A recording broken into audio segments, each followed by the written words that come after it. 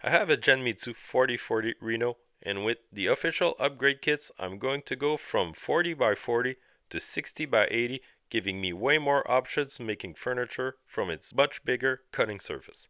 Let's upgrade this machine to a 6080 Reno. First, I take off my spindle, or in my case, my trim router. I'm using a 3D printed holder, take it off before the upgrade. To make reassembly easier, I put my parts in bags labeled with the page numbers of the instructions for this step. Unplug all cables from the machine. Most of them will be replaced with longer versions included with the kits.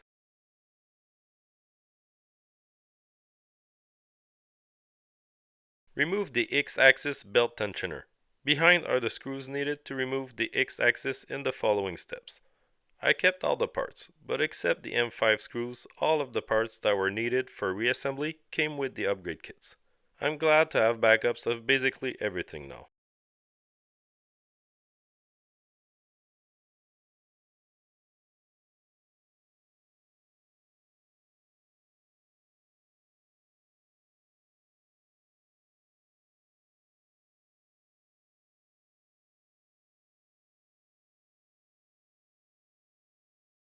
Finally, remove the two belt compression screws on top and slide out the belt from the tail part. Remove the 4 bolts per side holding the X-axis module. You'll notice I left one on the right side before removing all 4 of the left. This is to hold it in place until I'm ready for the last one.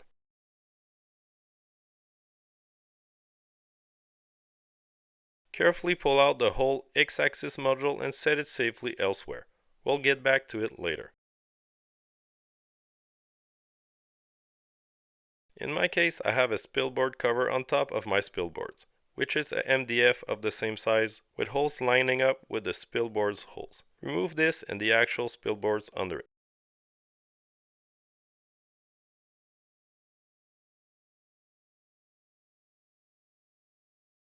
Unscrew all the rubber feet under the aluminum extrusions.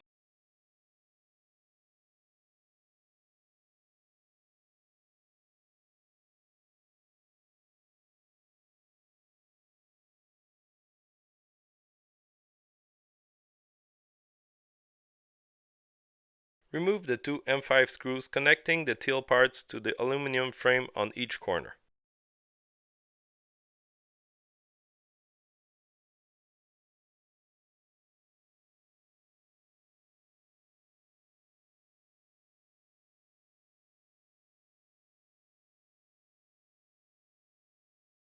Finish by carefully lifting the machine and removing the single M4 screw in each corner from under, which holds the two aluminum parts together. Doing this will make the two sides fall, so be careful. Remove the 4 M3 screws holding the case. Keep the gaskets that are under the screws for reassembly.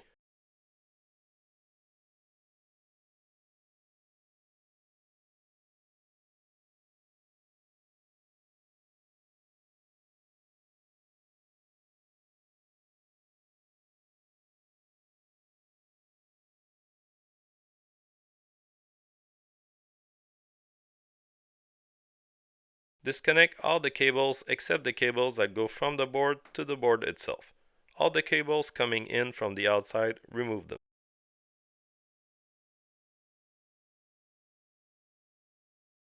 Unscrew the 4 Phillips screws, securing the control board, and take it out gently. Put it in a secure place for now.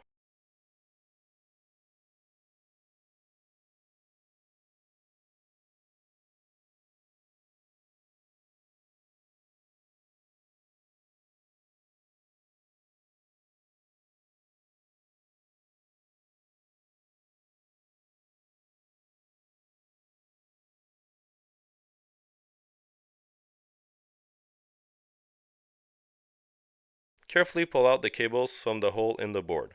Start with the most narrow connector and end with the widest. Remember to do the reverse of that when we re-add them later. 4 and 3 screws hold the control box base plate to the black side. Remove them and keep the base plate with the board.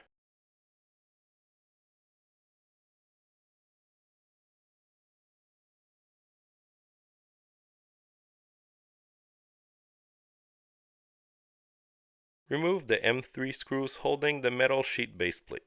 They are very tight and have some sort of glue in the threads, so get a good solid grip on your screwdriver to avoid stripping them.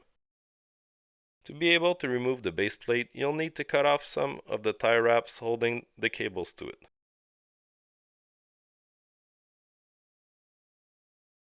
Remove the two M3 screws on each limit switch and carefully disconnect the cable from its base. Make sure to keep the limit switches. They're reused in assembly.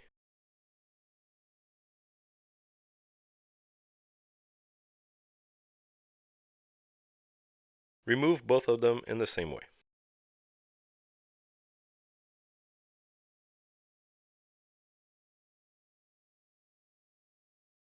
Same as the one we removed earlier, remove the two belt tensioners on the Y-axes. Make sure to keep all the parts.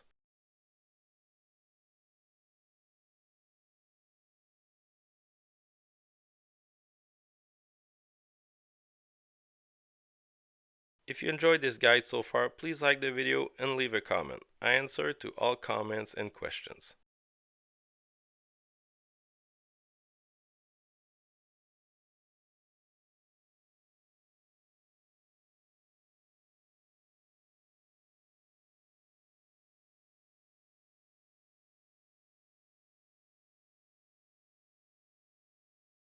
Remove the two M5 screws per side holding the front and rear guards. Be careful because the Y-axis module slides and can fall out.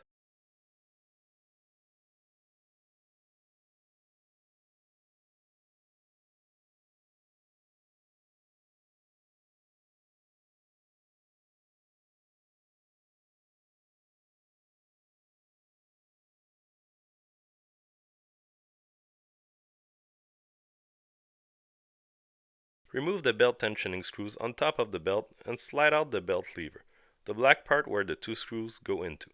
Slide the Y-axis modules out.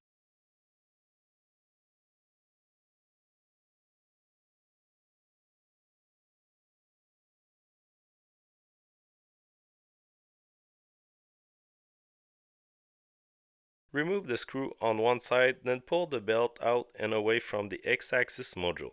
Keep the belt lever, the black plate with the two holes.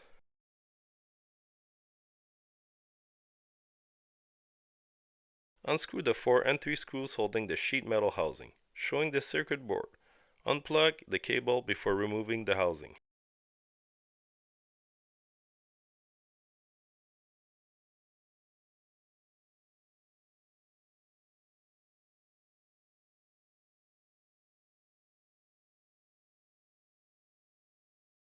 Unplug all the cables from the board, then remove the Phillips screws holding it down.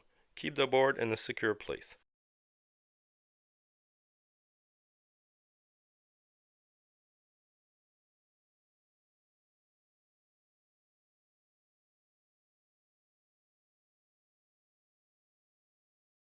Cut all the tie wraps holding the cables down. Remove the 4 and 3 screws and remove the sheet metal backplate from the X-axis.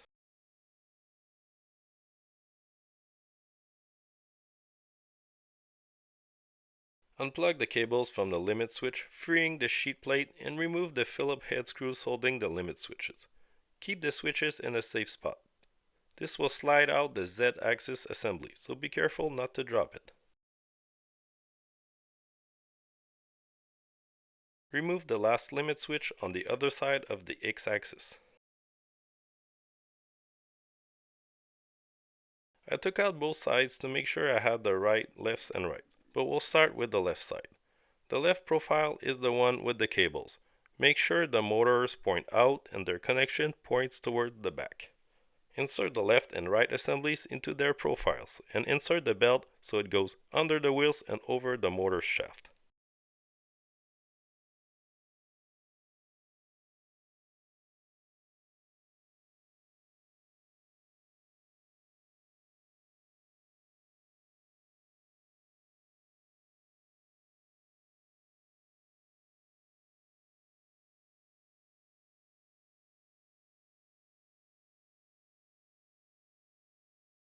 Using the small round-headed Phillips head screws, reinstall the limit switches on both sides of the left Y-axis. Plug the cables in.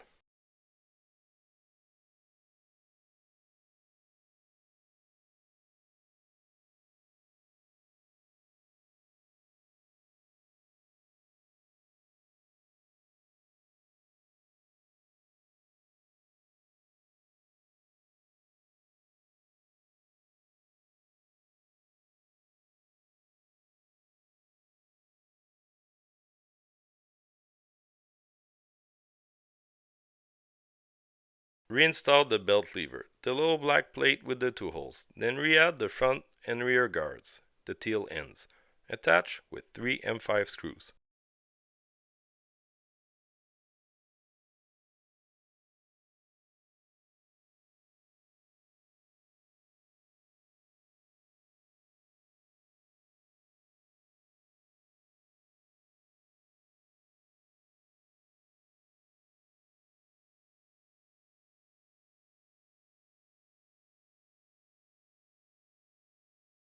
Reinstall the sheet metal back plate with 6 8mm M3 screws. Next, add the control box base plate in its corresponding holes with 4 4mm M3 screws.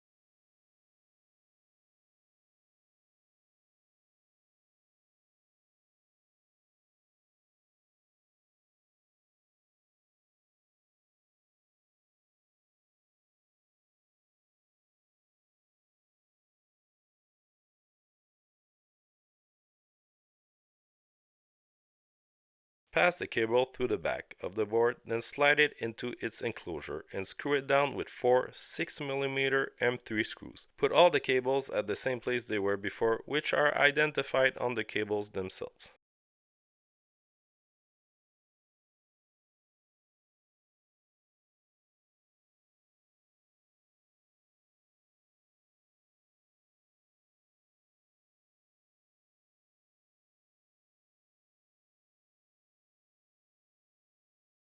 Slide the cover back onto the board and screw it down with not forgetting to add the gasket to the M3 4mm screws. Make sure to connect the fans cable before doing so.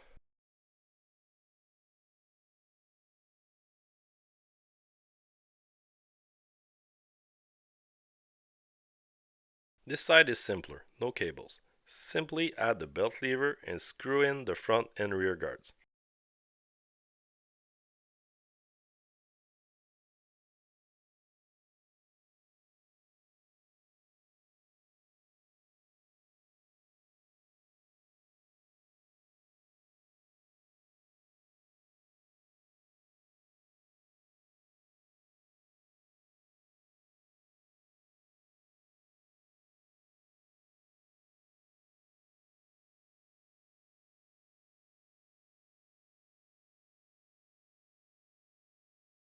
Get the belt tensioners we removed earlier. Flip the Y-axis module so the back is in reach.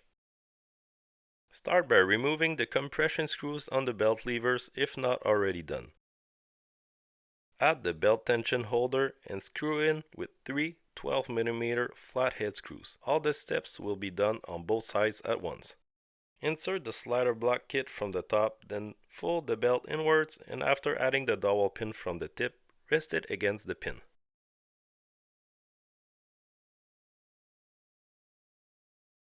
Loosen the tensioner and slide the folded belt behind the sheet metal. Don't adjust the tension now, it will be done once fully assembled. Re-add the compression screws to not lose them.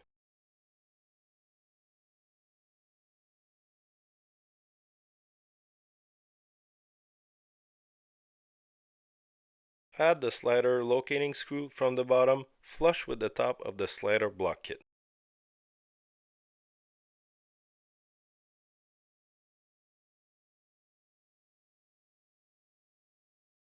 Take the two longest parts and the shortest part and slide the angle connector from the short part into the long aluminum parts.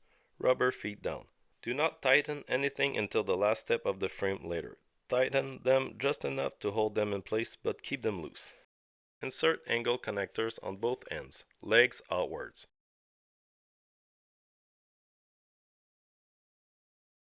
Take the X-axis profiles and slide the connectors you just added into them. Center by eye for now.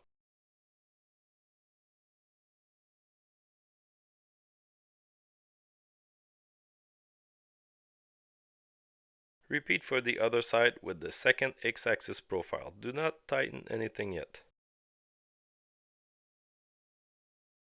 Insert under the Y-axis module those threaded sliders that will hold the modules into the frames with screws. Add one on each side of each Y-axis module.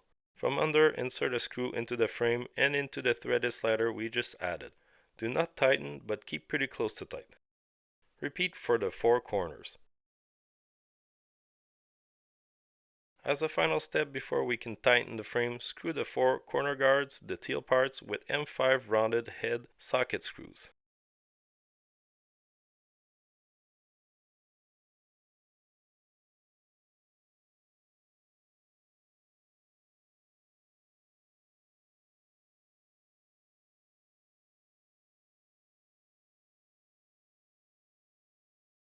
Make sure the frame is square, using a speed square, and then tighten all the screws in all the connectors.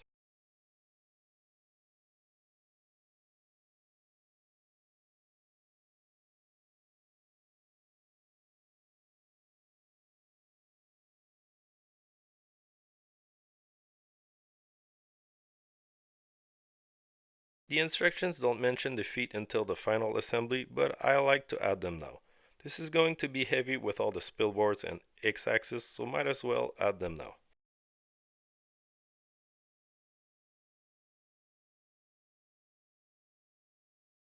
With 6mm M3 screws, reattach the circuit board to the new sheet metal backplate and plug back all the cables.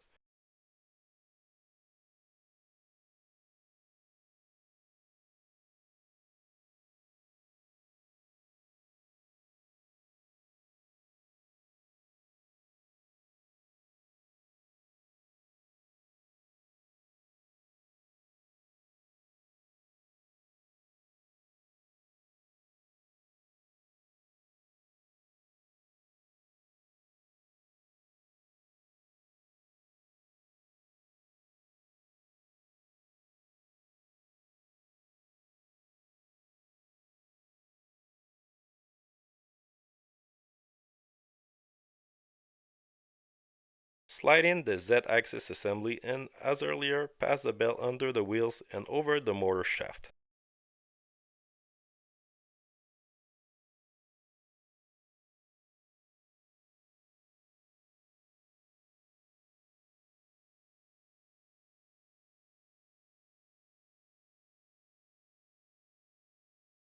With 6mm M3 screws, add the limit switch to both sides of the X-axis. Plug in the cables.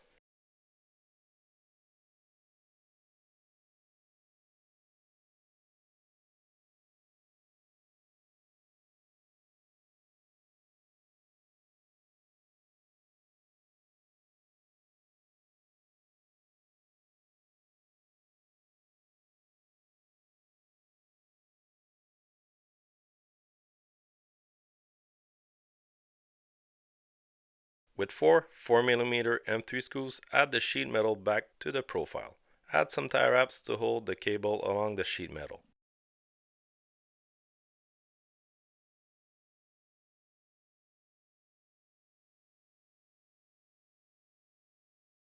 Drop in the sheet metal housing on top of the control box, and with 3 3mm M3 screws, secure it in place. Be careful not to crush any cables with the case.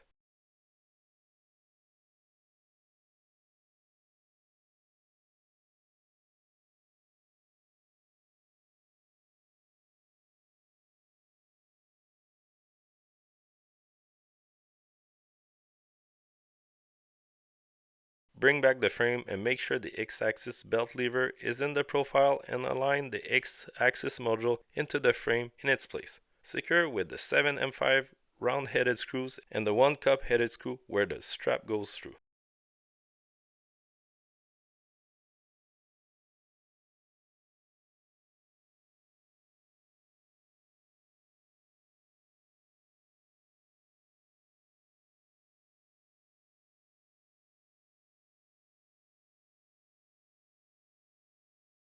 In the same way as the Y-axis belt tensioner, add the X-axis belt tensioner.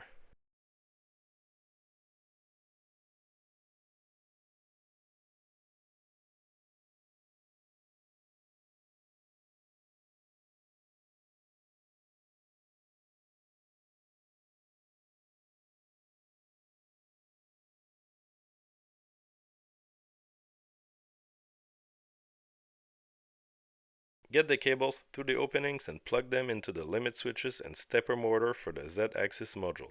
If you're using the spindle cable, get that up there too. I'm rolling it around the metal part in the back because I'm not using it with my trim router.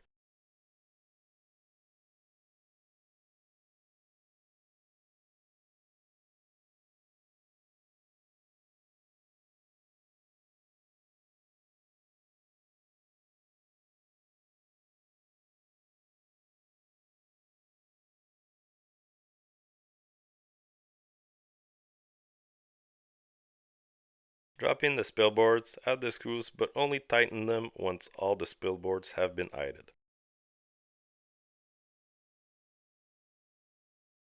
I'm running a second top spill board, which the screws are going through also. I had to purchase longer screws than what came with the kit to do so.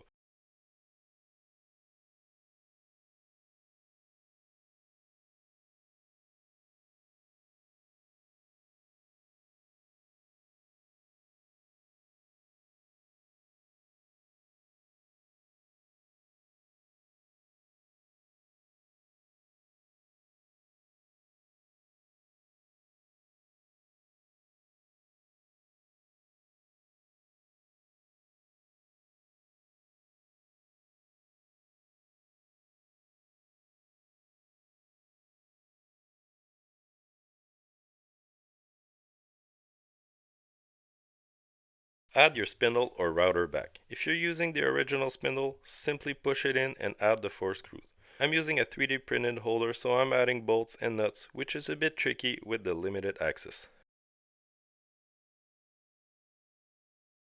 Tighten all 3 belts in the same way. Loosen everything, pull the belt and tighten the front 2 screws, then screw the bottom screw until the belt feels tight enough. Then tighten everything down, finishing by the compression screws on top.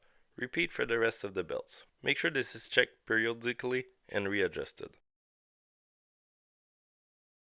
The upgrade is done. Time to use it. I've been wanting to make chairs and other human-sized furniture on my CNC, and 40 by 40 just wasn't enough. I'm excited to say that after a few days of trying the new format, everything works as good and is as rigid as it was at 40 by 40. Subscribe to my channel to see many projects coming up that will make use of this amazing new size. Thanks to Genmitsu for sending me everything I needed to do this video. If you're interested in those upgrades or the 4040 Reno itself, look for links in the description. Thanks for watching.